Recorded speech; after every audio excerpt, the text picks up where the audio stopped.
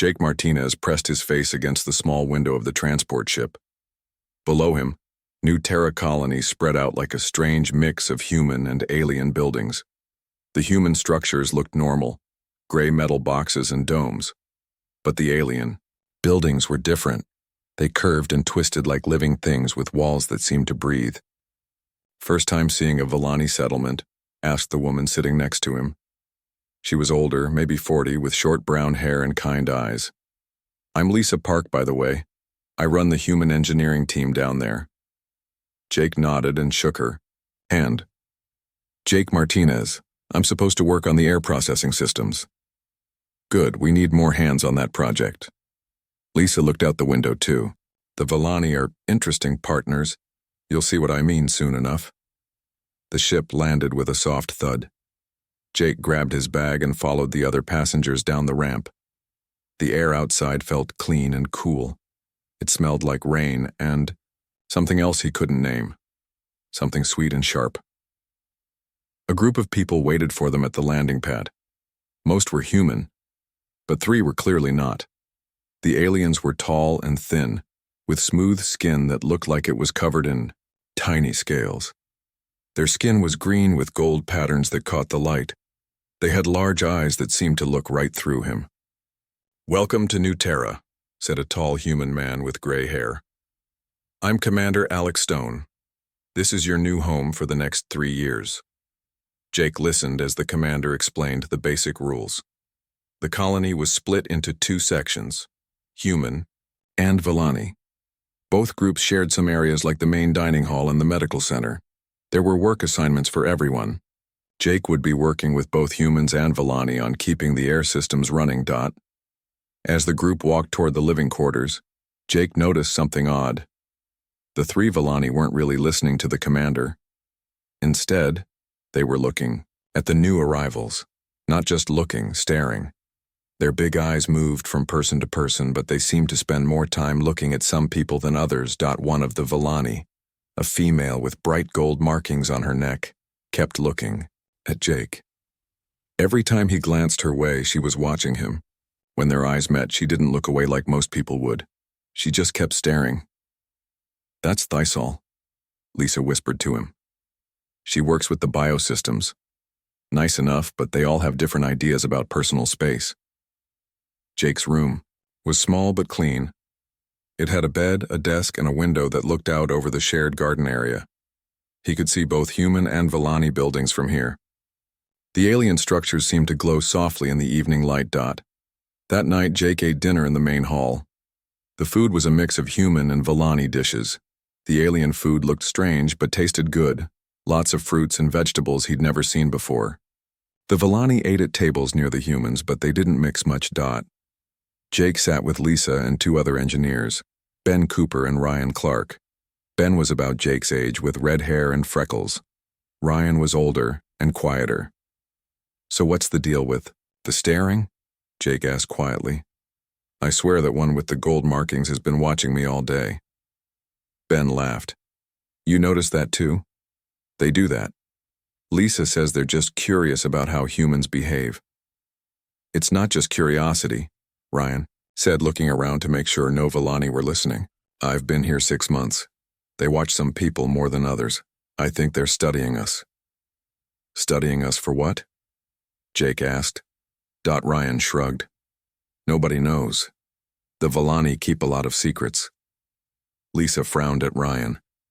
"They're our partners here. They've shared their technology with us. The least we can do is give them the benefit of the doubt." "I'm not saying they're bad," Ryan said. "I'm just saying they're selective about who they pay attention to." After dinner, Jake walked back to his room through the garden. The path was lit by soft lights that came from the Villani buildings. As he walked, he heard voices speaking in the Villani language. It sounded like singing with lots of soft clicks and whistles. He turned a corner and saw 3 Villani standing near a fountain. They were talking quietly, but they stopped when they saw him. One of them was Thysol. She tilted her head and watched him walk by. "Good evening, Jake Martinez," she said in careful English. Jake was surprised she knew his name. "Good evening," he replied. The other two Villani whispered something to each other. This all said something back in their language, and they all looked at Jake again. Sleep well, this all said. Tomorrow you begin important work. Jake nodded and continued to his room. As he walked away, he could feel their eyes on his back. In his room, Jake sat on his bed and tried to make sense of the day. The colony seemed nice enough, the work would be interesting. The Villani appeared friendly, even if they were strange. But the staring bothered him. It wasn't normal curiosity. It felt like they were looking for something specific, like they were checking to see if he met some kind of standard. Jake looked out his window at the Villani buildings. Lights moved inside them like slow fireflies. He wondered what the aliens talked about when humans weren't around. Did they discuss the new arrivals? Did they have opinions about each person? He thought about this all knowing his name. Someone had told her who he was. Someone had been talking about him. A soft knock on his door interrupted his thoughts. Jake opened it to find a young Villani male holding a small package. Gift, the alien said in broken English. Welcome gift. Jake took the package. It was wrapped in some kind of smooth silver material. Thank you. What's your name? Kesar, the Villani said. He pointed at Jake. You are Jake Martinez. Important human. Important? Why am I important? But Kesar just smiled, or what looked like a smile on his alien face, and walked away. Jake unwrapped the package. Inside was a small crystal that glowed with soft blue light. It was beautiful, but it made him nervous. Why would they give gifts to someone they just met? He put the crystal on his desk and lay down on his bed. Outside his window, the Villani buildings hummed with quiet activity. Jake had a feeling that his first day on New Terra had been just the beginning of something much bigger. As he fell asleep, he couldn't shake the feeling that he was being watched. Even with his eyes closed, he could almost feel those large alien eyes studying him, measuring him, deciding something about him that he didn't understand yet. 3 weeks had passed since Jake arrived at New Terra Colony. He had learned the basics of his job working on the air processing systems. The work was interesting, and he enjoyed figuring out how human and Villani technology worked together. But the staring had not stopped. If anything, it had gotten worse. Every morning when Jake walked to the engineering section, he saw Villani watching him. They would stop their conversations and turn to look as he passed. Some would whisper to each other after he went by. This quote, Al showed up at his workstation almost every day. She always had a reason. Checking air quality readings, asking about maintenance schedules, or bringing reports. But Jake noticed she never visited the other human engineers as much. She likes you, Ben said one afternoon as they worked on replacing air filters. Thysol had just left after spending 20 minutes asking questions about the filtration system. It's not like that, Jake said. She's just, I don't know, curious, I guess. Right. Ben grinned. Curious? That's what we're calling it. Jake threw a dirty rag at his friend. Be serious. Don't you think their behavior is getting weird? Ben's smile faded. Yeah, actually. Yesterday I found 3 Villani standing outside my room when I got back from work. They said they were checking on my health. When I asked what that meant, they just walked away. That evening, Jake found another gift outside his door. This time it was a small carved figure made from some kind of white stone. It looked like a human and a Villani standing together. The carving was beautiful, but it made Jake uncomfortable. He decided to ask Lisa about it the next morning. Gifts are normal in Villani culture, Lisa explained as they reviewed work schedules. They give presents to show respect and friendship. But why me? Jake asked. I've gotten 4 gifts in 3 weeks. Ben's gotten 2. Ryan hasn't gotten any. Lisa paused and looked at him carefully. Maybe you've made a good impression. The Villani value hard workers. Jake didn't buy that explanation. He worked hard, but so did Ben and Ryan. There had to be another reason. That afternoon, Dr. Amy Walsh came to see him at his workstation. She was the colony's doctor and scientist who studied how humans and Villani could work together. "Jake, I need to run some routine health checks on all the new arrivals," she said. "Can you come to the medical center tomorrow morning?" "Sure. Is everything okay?" "Everything's fine, just standard procedure." But Dr. Walsh looked nervous as she said it. The next morning, Jake went to the medical center. The building was in the shared section of the colony, designed to serve both humans and Villani. Dr. Walsh led him to a small room with medical equipment he didn't recognize. "I need to take some blood samples and run a few scans," she said. "Nothing painful." As she worked, Dr. Walsh asked strange questions. "Tell me about your family history. Any genetic diseases? How about your grandparents? Were they healthy? Why do you need to know about my grandparents?" Just being thorough. She took 3 vials of blood instead of the usual one. "Any allergies? Problems with your immune system?" Jake answered the questions, but they seemed too detailed for a routine checkup. When Dr. Walsh started asking about his diet and exercise habits, he got suspicious. "Doc, what's this really about?" Dr. Walsh stopped what she was doing. For a moment, she looked like she wanted to tell him something. Then she shook her head. "Like I said, just routine monitoring for all colonists." After the medical appointment, Jake felt more confused than ever. He decided to do some investigating on his own. That evening, he took a walk through the colony. He stayed in the public areas where both humans and Villani were allowed. As he walked, he paid attention to which buildings were off-limits to humans. There were more restricted areas than he had realized. Several Villani buildings had signs that said, "Authorized personnel only," in both English and Villani writing. Jake noticed that Villani went in and out of these buildings freely, but he had never seen a human enter one. As he walked past one of the restricted buildings, he heard voices inside. The Villani were having some kind of meeting. Their singing language was louder than usual, and it sounded urgent. Jake moved closer to the building. Through a window, he could see about 20 Villani sitting in a circle. In the center of the circle was a large screen showing images. Jake couldn't see the screen clearly, but the images looked like medical charts or genetic diagrams. One of the Villani was pointing at the screen and speaking in an excited voice. Jake recognized her. It was Thisol.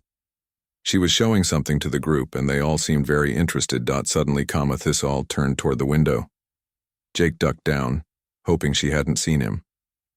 When he looked up again, the window was dark.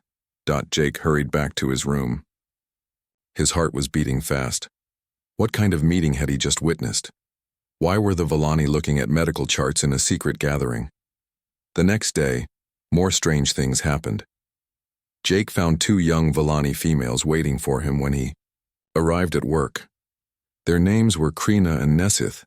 They had brought him breakfast, some kind of fruit bread that tasted amazing. "We thought you might be hungry," Krina said in careful English. "Thank you, but you didn't need to do that." Nesith said something in Villani to Krina. They both looked at Jake and made soft clicking sounds that might have been laughter. "We enjoy helping," Nesith said. "You are special human." There was that word again, special. Kesser had called him important. Now Nesith was calling him special. Jake was getting tired of not understanding what they meant. "Why am I special?" he asked. The 2 females looked at each other. Krina said something in Villani, and Nesith nodded. "You will understand soon," Krina said. "Very soon." They left before Jake could ask more questions. At lunch, Jake sat with Ben and Ryan. He told them about the secret meeting and the strange comments from the Villani females. "I've been thinking about this too," Ryan said quietly.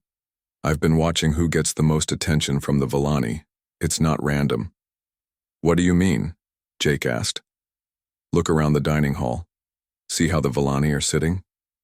Jake looked. There were about 15 Villani in the hall, scattered at different tables. But Ryan was right. They weren't sitting randomly. Most of them were at tables where they could see certain humans. "They're watching specific people," Ryan continued. "You, Ben, Tom Garcia from the farming team, and maybe 3 or 4 others. The rest of us might as well be invisible." Ben frowned. So what makes us different? I don't know, Ryan said. But I think we should find out. That night, Jake lay in bed thinking about everything that had happened. The gifts, the medical tests, the secret meetings, the special attention. It all had to be connected somehow. He looked at the crystal and the carved figure on his desk. Beautiful gifts. But why had the Villani chosen to give them to him? What did they see in him that made him worth their attention? Outside his window, the Villani buildings glowed in the darkness. Jake had a feeling that whatever the aliens were planning, it was bigger than he had imagined, and somehow he was right in the middle of it. Jake was fixing a broken communication relay in the main network hub when it happened. The relay controlled data flow between the human and Villani sections of the colony. It was supposed to be routine maintenance, but what he discovered would change everything. As he worked on the damaged circuits, Jake accidentally triggered a data stream that wasn't meant for human eyes. Information flashed across his handheld scanner. Villani text mixed with numbers and charts. Most of it was in their language, but some parts had been translated into English. Jake almost ignored it. Then he saw his own name in the data stream. He stopped working and focused on the scanner. The information was moving too fast to read properly, so he connected his scanner to the main system to capture it. The data download took only a few seconds before the stream ended. Jake looked around the empty hub. No one else was there. He sat down at a workstation and opened the captured files on his scanner. What he saw made his blood run cold. The files contained detailed information about every human in the colony, but not just basic information like names and job assignments. These files had medical records, genetic analysis, family histories, and something called compatibility ratings. Jake found his own file. According to the Villani data, he had a compatibility rating of 94.7%. Ben Cooper was rated at 89.2%. Tom Garcia had 91.1%. The humans who got the most attention from the Villani all had ratings above 85%. Ryan Clark, who the Villani mostly ignored, had a rating of 23.8%. But compatibility for what? Jake kept reading. The files mentioned something called genetic diversity enhancement and species preservation protocols. There were references to breeding, compatibility, and genetic material harvesting. His hands started shaking as he read more. The Villani weren't just studying humans out of curiosity. They were evaluating them for something much more serious. One file contained a partial translation of a Villani scientific report. Jake read it twice to make sure he understood it correctly. Human genetic material shows remarkable diversity and adaptability. Initial analysis suggests high potential for cross-species genetic therapy. Subjects with optimal compatibility ratings should be prioritized for the selection process. Jake felt sick. Selection process? Cross-species genetic therapy? What were the Villani planning to do? He tried to open more files, but the system suddenly locked him out. A message appeared on the screen in Villani writing. Jake didn't know what it said, but he could guess. Unauthorized access detected. Jake quickly disconnected his scanner and pretended to work on the relay. His mind was racing. He had to tell someone about this, but who? Lisa seemed to trust the Villani completely. Commander Stone might not believe him without proof. Dr. Walsh. She had asked all those strange questions about his genetics and family history. She might already know something about what the Villani were doing. Jake finished his work as quickly as possible and headed for the medical center. His heart was pounding as he walked through the colony. Every Villani he passed seemed to be watching him. Did they know he had seen their files? He found Dr. Walsh in her office reviewing medical charts. When she saw Jake at her door, she looked nervous. Jake, what can I do for you? Jake stepped inside and closed the door. We need to talk about the Villani, about what they're really doing here. Dr. Walsh's face went pale.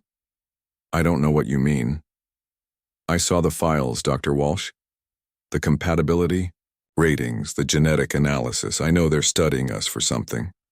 Dr. Walsh sat down heavily in her chair. For a long moment, she didn't say anything. Then she looked at Jake with tired eyes. How much did you see? Enough. What's a selection process? What are they planning to do with our genetic material? Dr. Walsh was quiet for another minute. Then she stood up and locked her office door. What I'm about to tell you cannot leave this room, she said. The Villani made me promise to keep it secret until they were ready to announce it officially. Jake nodded. I understand. Dr. Walsh sat back down. The Villani are dying, Jake, not individually, as a species. They've been so careful about their breeding for thousands of years that they've lost most of their genetic diversity. What does that mean? It means they're all too similar genetically. When a species loses genetic diversity, it becomes weak. Diseases that affect one individual can kill them all.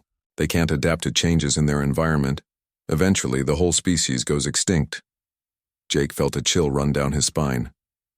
How long do they have?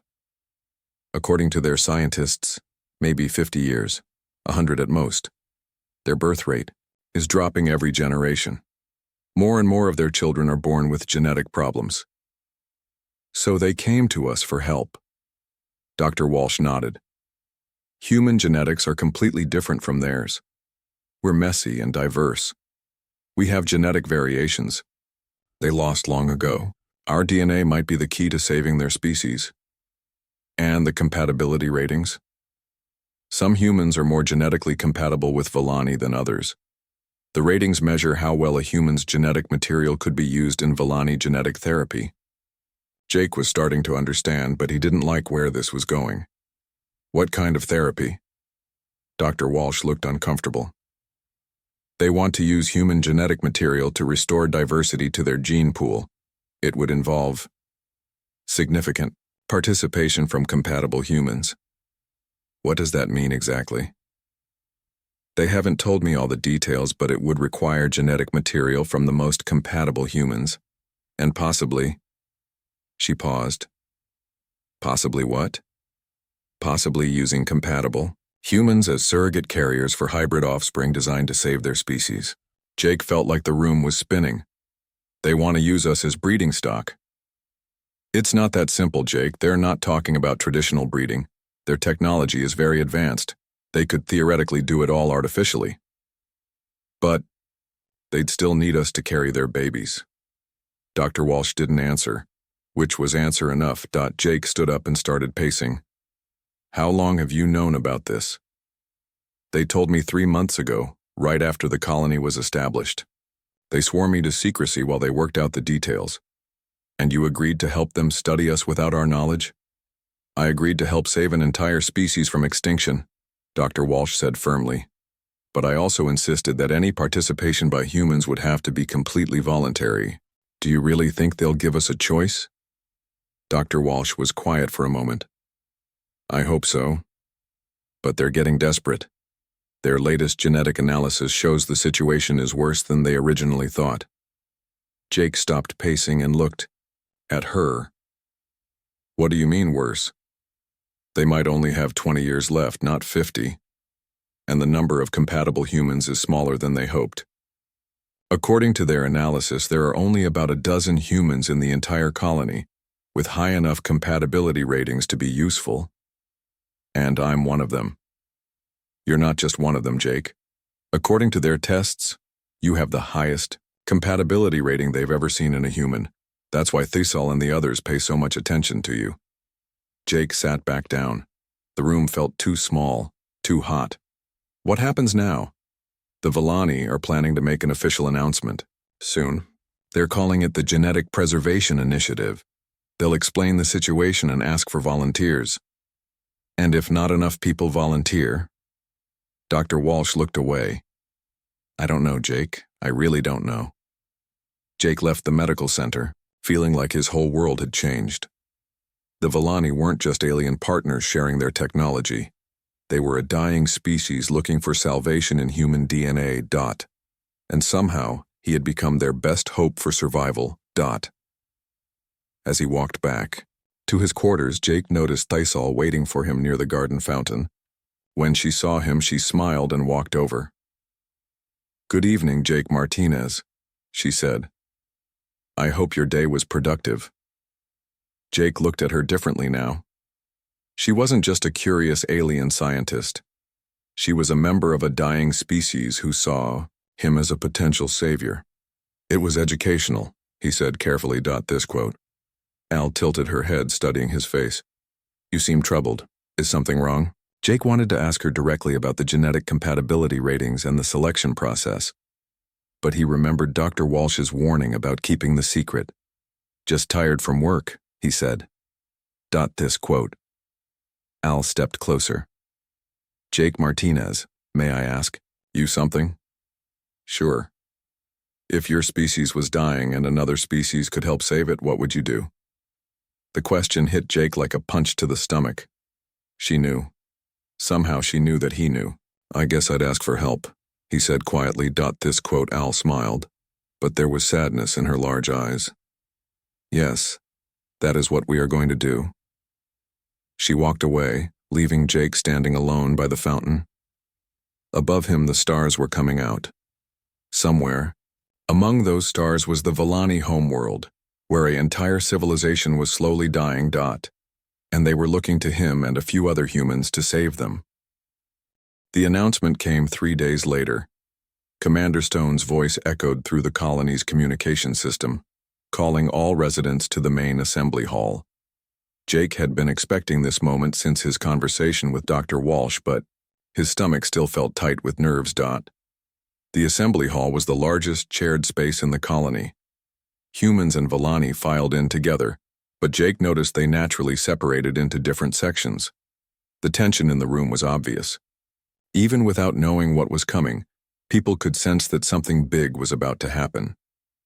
Commander Stone stood at the front of the hall next to Matriarch Zesara, the leader of the Villani Council.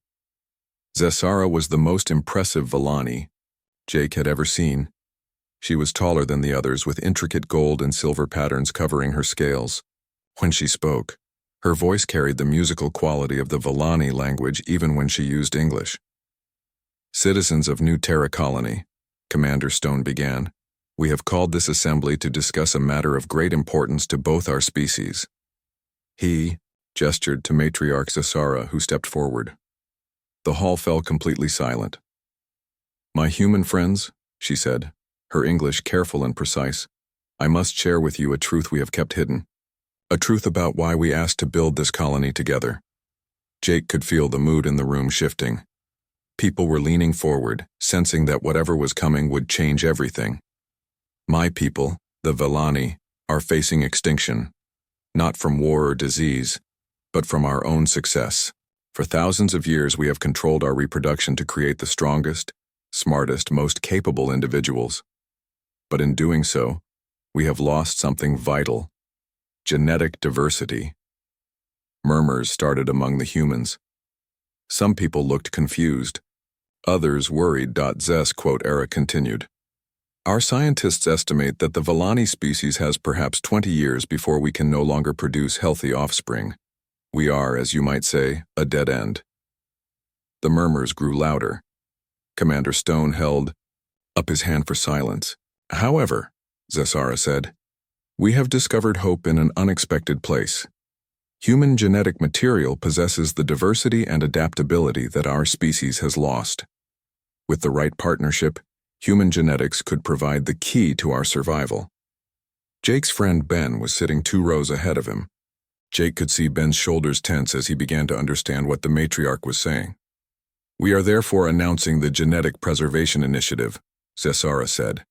This program will allow volunteer humans to participate in saving the Villani species through genetic therapy and, if necessary, surrogate pregnancy for hybrid offspring. The reaction was immediate and explosive. Humans started talking all at once. Some voices sounded angry, others scared. A few people stood up and headed for the exits, but security guards, both human and Villani, blocked the doors. Please remain seated, Commander Stone said loudly. Let the matriarch finish. We understand this is shocking news, Zesara continued when the noise died down. We did not tell you about our situation when you agreed to join this colony, because we wanted you to know us as partners first, not as a dying species asking for help. Lisa Park, Jake's supervisor, stood up in the front section. What exactly are you asking us to do? Cesara looked at her with those large, expressive eyes. We are asking for volunteers to participate in a genetic therapy program. For some volunteers, this would involve providing genetic material through medical procedures. For others, it might require serving as surrogate carriers for hybrid offspring, designed to restore genetic diversity to our species. And what if we refuse? Called out Ryan Clark from the back of the room. There was a pause that lasted too long. Commander Stone and Matriarch Zesara exchanged glances. We hope that will not be necessary, Zesara said finally. The hall erupted again. This time, Commander Stone had to shout to be heard over the angry voices. The colony charter includes provisions for biological cooperation between our species, he said. While we prefer voluntary participation, the survival of the Villani takes precedence. Jake felt cold. The charter he had signed when he joined the colony had been full of legal language he hadn't understood completely. Apparently buried in all those words was permission for the Villani to use human colonists for genetic therapy. Dr. Walsh stood up near the front. Can you explain the medical procedures involved? The process varies depending on an individual's genetic compatibility. With Villani biology, Zesara replied. Some humans would simply provide genetic material through non-invasive procedures. Others with higher compatibility would participate in more extensive therapy programs. And the surrogate pregnancies? Dr. Walsh pressed. Hybrid offspring would be carried to term by the most genetically compatible humans. The process would take approximately 8 months and would be supported by advanced Villani medical technology. A woman Jake didn't know stood up. You're talking about forcing us to have alien babies. We are talking about saving a species from extinction, Zesara said firmly. The hybrid offspring would possess the genetic diversity needed to restore the Villani gene pool. They would be raised by Villani families and would not be the responsibility of their human carriers. The arguments continued for another hour. Some humans said they would be honored to help save the Villani. Others demanded to be sent back to Earth immediately. Commander Stone explained that transportation back to Earth wouldn't be available for another 2 years when the next supply ship arrived. Finally, Zesara raised her hand for silence. We understand this is difficult news. You will have 3 days to consider your participation. At the end of 3 days, we will begin the selection process. Selection process? Someone called out. Not all humans are genetically compatible with Villani biology, Zesara explained. We have been conducting compatibility tests since you arrived. Those with the highest compatibility ratings will be given priority for participation in the program. Jake's blood ran cold. The gifts, the attention, the medical tests, it had all been part of their evaluation process. The Villani had been studying the humans like livestock, determining who would be most useful for their breeding program. What are the compatibility ratings? Ben asked, his voice shaky. Zes quote. Ara looked directly at Jake as she answered. Compatibility. Ratings range from 0 to 100%. Most humans rate between 20 and 40%. However, some individuals show remarkable compatibility, with ratings above 90%. Every Villani in the room was now looking at Jake. He could feel their eyes on him like physical weight. The humans around him started to notice and began turning to look at him too. Jake Martinez has shown the highest compatibility rating we have ever recorded in a human, Zesara said. At 94.7% compatibility, he represents our best hope for successful genetic therapy. The entire hall turned to stare at Jake. He felt like he was going to be sick. All around him, people were looking at him with expressions ranging from sympathy to anger to fear. Ben turned around in his seat. Jake? Is this true? Jake couldn't speak. He just nodded. Tom Garcia, the farmer who had also gotten attention from the Villani, stood up. What about the rest of us? What are our ratings? Cesara gestured to one of her assistants who activated a large screen at the front of the hall. A list of names appeared, each with a number next to it. Jake Martinez, 94.7% Tom Garcia, 91.1% Ben Cooper, 89.2% Kelly Wilson, 86.4% Steve Johnson, 83.7%. The list continued down through all 200 humans in the colony. Jake saw that Ryan Clark was near the bottom with 23.8%. Those with ratings above 80% will be required to participate in the full genetic therapy program, Zesara announced. Those with ratings between 60% and 80% will be asked to provide genetic material. Those below 60% will not be needed for the program. Required? Commander Stone looked surprised. I thought we agreed this would be voluntary. The situation has become more urgent than we initially calculated, Zesara said. Our latest analysis shows we have less time than we thought. We cannot afford to rely only on volunteers. Jake stood up on shaky legs. The entire room was watching him, but he didn't care anymore. What if I refuse? He asked loudly. Zes quote. Ara looked at him with what might have been sympathy. You will not refuse, Jake Martinez. Your genetic profile is too valuable to our species' survival. We will do whatever is necessary to ensure your participation. The words hit Jake like a slap. He wasn't being asked to help save the Volani. He was being told he had no choice. Commander Stone stepped forward. Now wait just a minute. These are human citizens under my protection. You can't force them to do anything, Commander Stone, Zesara said calmly. I remind you that this colony exists only because of Volani technology and resources. We have been generous partners, but the survival of our species comes first. The humans with high compatibility ratings will participate in the Genetic Preservation Initiative. This is not a request. The hall erupted in chaos. Humans were shouting. Some were crying. Others were demanding to leave immediately. Jake saw several Volani move to block the exits completely. Through all the noise, Jake heard Thisal's voice near his ear. She had moved through the crowd to stand beside him. I am sorry, Jake Martinez, she said quietly, but you are too important to our future. We cannot let you choose to watch our species die. Jake looked around the hall at the panic and anger on human faces, at the determined. Jake didn't sleep for 2 days after the announcement. He spent the time thinking, planning, and talking quietly with the other humans who had high compatibility ratings. The colony felt like a pressure cooker ready to explode. Commander Stone had argued with Matriarch Zesara for hours, but the Volani leader wouldn't budge. The humans with high ratings would participate in the genetic program, whether they wanted to or not. Security had been increased, and Jake noticed Volani guards watching him wherever he went. On the third morning, Jake made his decision. He asked for a meeting with both Commander Stone and Matriarch Zesara. When they gathered in the colony's main conference room, Jake could see the stress on everyone's faces. The past 3 days had been hard on everyone. I want to make a proposal, Jake said before anyone else could speak. Zes quote. Ara tilted her head. What kind of proposal? I think there's a better way to solve your genetic diversity problem. A way that doesn't require forced participation from humans. Commander Stone leaned forward. I'm listening. Jake took a deep breath. You're thinking about this wrong. You see humans as genetic resources to be harvested, but that's not what makes us valuable. Explain, Zesara said.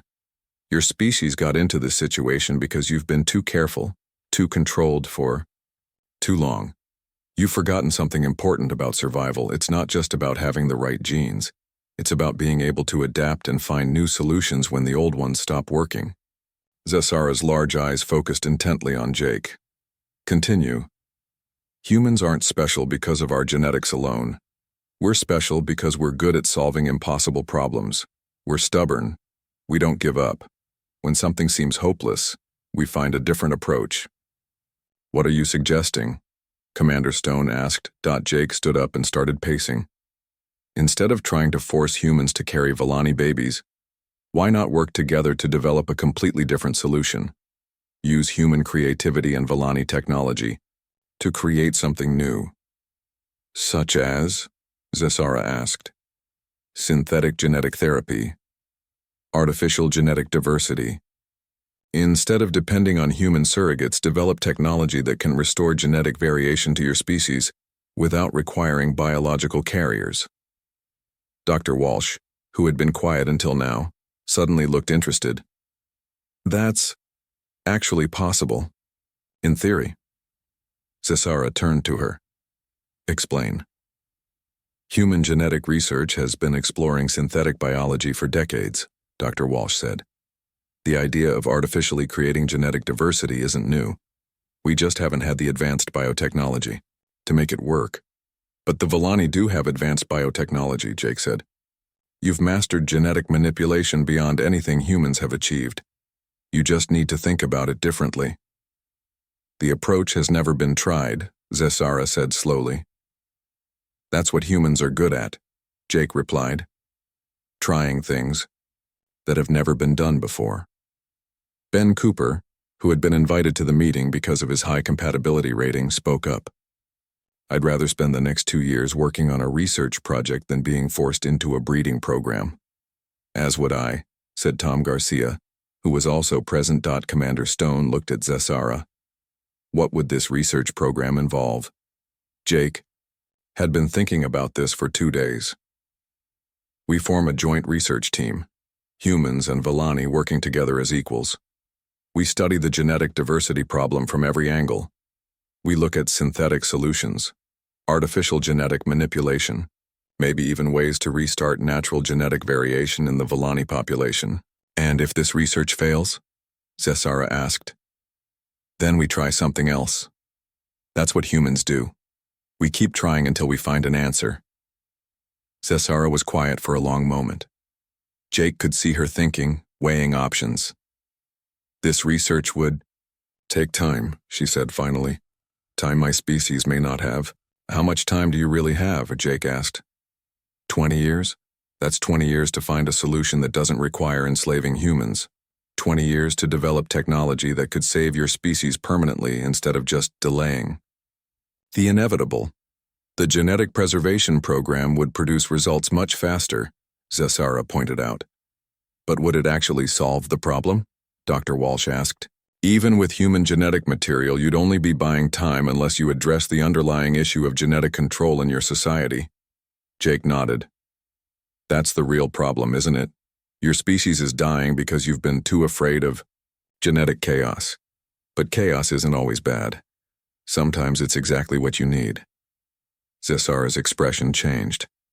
For the first time since Jake had known her, she looked uncertain. You are suggesting we embrace the very randomness we have spent millennia trying to eliminate. I'm suggesting you learn from humans, Jake said. We're messy and unpredictable and genetically chaotic, but we're also survivors. We adapt. We find ways to thrive in situations that should kill us. Because we don't try to control everything, Ben added. We roll with the punches and figure it out as we go. Commander Stone was starting to smile. Jake, are you proposing to teach the Villani how to be more human? I'm proposing we work together to find a solution that saves the Villani species while respecting human rights, Jake said. I volunteered to lead this research program, not because I'm being forced to, but because I choose to. I volunteer too, Dr. Walsh said. This could be the most important medical research in history. Ben and Tom both volunteered as well. Even some of the humans with lower compatibility ratings asked to participate. Zes quote. Era looked around the room at all the humans offering to help voluntarily. Why would you do this? Why help us when we were prepared to force your participation? Jake thought about that question. Because that's what humans do. When someone needs help, we help. Not because we have to, but because it's the right thing to do. And because we're curious, Dr. Walsh added. This is the kind of challenge humans love. An impossible problem that requires a completely new approach. Plus, Ben said with a grin, if we can figure out how to save an entire species, that's something to be proud of. Zesara turned to Matriarch Zesara, who had been watching the conversation with growing interest. What do you think, Commander? Stone asked her. Zes quote. Ara was quiet for several minutes. Finally, she spoke. In our desperation, we forgot something important about survival.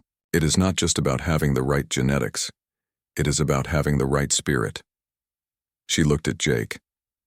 Humans have a spirit of innovation and hope that my people have lost. So you'll try the research approach? Jake asked. We will establish the Terran Villani Genetic Research Institute, Zesara announced. Jake Martinez will serve as the first human director. Dr. Walsh will lead the medical research team. We will give this approach 2 years of full effort. And if it doesn't work? Commander Stone asked. Then we will ask for volunteers for the genetic preservation program, Zesara said. But we will ask, not demand. Jake felt a weight lift from his shoulders. Thank you for giving us this chance. Zesara stood up. Thank you for reminding us that true partnership requires mutual respect. 6 months later, Jake stood in the new research institute looking at the first successful test results. The joint human-Villani team had developed a synthetic genetic therapy that could restore limited genetic diversity to Villani embryos. It wasn't a complete solution yet, but it was progress. Thais quote Al approached him with a tablet showing the latest data. The synthetic variation is holding stable through 3 generations, she reported. The approach is working. Jake smiled. It's working because we're working together. Villani precision and human creativity. I owe you an apology, Thaisal said. When we first arrived, we saw humans as resources to be used. Now I understand you are partners to be respected. We all learned something, Jake replied. You learned that forced cooperation isn't really cooperation. We learned that sometimes the best way to help someone is to show them how to help themselves. Through the window, Jake could see the colony bustling with activity. Humans and Villani worked side by side on dozens of projects. The Research Institute had become a symbol of what the 2 species could accomplish together. Cree quote Na and Nessith, the young Villani females who had brought him gifts months ago, waved at him from the garden. They still visited his workstation, but now they came to discuss research ideas rather than to evaluate his genetic potential. Jake looked at the data tablet again. The numbers showed steady progress toward a permanent solution to the Villani genetic crisis. More importantly, they showed what could happen when 2 species chose to work together as equals. His compatibility rating was still 94.7%, but that wasn't what made him valuable anymore. What made him valuable was his willingness to find a better way forward. Dr. Walsh joined him at the window. The latest projections are encouraging, she said. If we can scale up the synthetic therapy, we might have a complete solution within 5 years. And if we can't, Dr. Walsh smiled. Then we'll try something else. That's what humans do, right? Jake nodded. That's what humans do. Outside, the alien suns of New Terra were setting, painting the sky in shades of purple and gold. The Villani buildings hummed with quiet energy, and the human structures stood solid and practical beside them. It was, Jake thought, exactly what cooperation should look like. 2 different species, each contributing their strengths, working together toward a future that neither could achieve alone. The compatibility rating had brought him to the